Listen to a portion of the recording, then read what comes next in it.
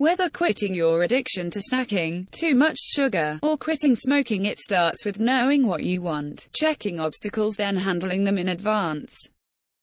Follow these 6 steps and you'll more easily reach your goals. Is this familiar to you? Help me. I thought I was finally getting a handle on my weight issue, but the sugar is killing me. I had an awful day. I won't even tell you what I ate today because it is just so unbelievable. All I will say is that 90% of my food today consisted of sugar. I really need some help getting past these cravings. I am no doubt a sugar addict. If I could get past this, there is no doubt that I will reach my goal. If you see a little of yourself in this message, you're not alone. Many describe themselves as sugar addicts. They believe if it were only for that one thing, then they could reach their weight loss goals. If you believe only one thing stands in your way of losing weight, consider this: what if that one thing, an addiction to sugar for instance, were gone? Do you really believe, if I could get past this, there is no doubt that I will reach my goal, or is it an easy excuse to stay stuck? If I told you I could show you a way to stop craving sugar, would you want me to show you how? Think about that for a moment. Close your eyes and really think it through. You've said if only you didn't crave sugar, then you could lose weight, but is that really true for you? Ask yourself these questions. Would you eat differently, and if so, how? Would you act differently, and if so, how? What else would change, and what would stay the same? What would you lose? What would you gain? Until you know what you want, know you can achieve it, and know what else will change, how your life may be different, you can't discover any obstacles that first must be considered. For instance, you may want to stop eating anything after 7 p.m. yet your husband doesn't come home from work until 8 and he wants you to join him for dinner. That's an obstacle. If you've got a habit of watching your favorite TV show with a bowl of ice cream, then breaking that habit is another obstacle.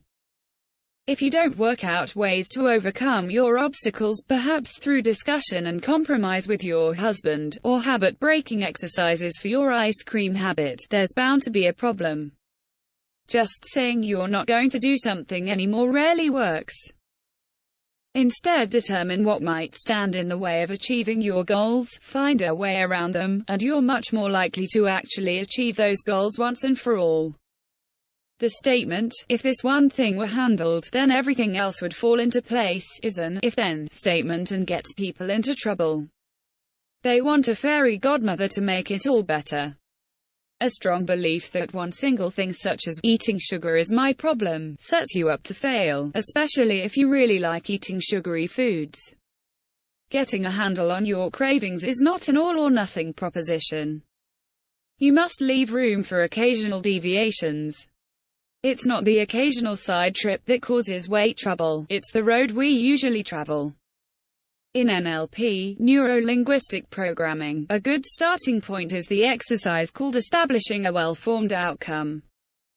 Well-formed means it meets all criteria of a well-thought-out end result. NLP, how to create a well-formed outcome and get what you want. Here are the steps to creating a well-formed outcome. 1. State what you want, not what you do not want.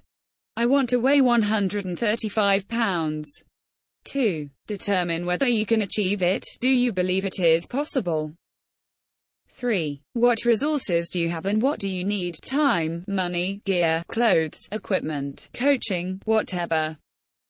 4. Check whether anyone else is involved in any potential obstacles that may come up regarding others. Think of everyone involved in your day-to-day life. 5. Picture yourself as if you've obtained what you say you want and see if that picture fits. Do you like what you see? 6. Put together a plan of action for the achievement of your outcome. While it may seem like a lot of effort simply to decide what you really want, going through these steps at the beginning helps you find potential obstacles which previously stopped you from moving forward. For example, if you decide you want to join a gym and start exercising every day but you've forgotten you don't even own a car and just lost your job, that exercise plan might not work out right now.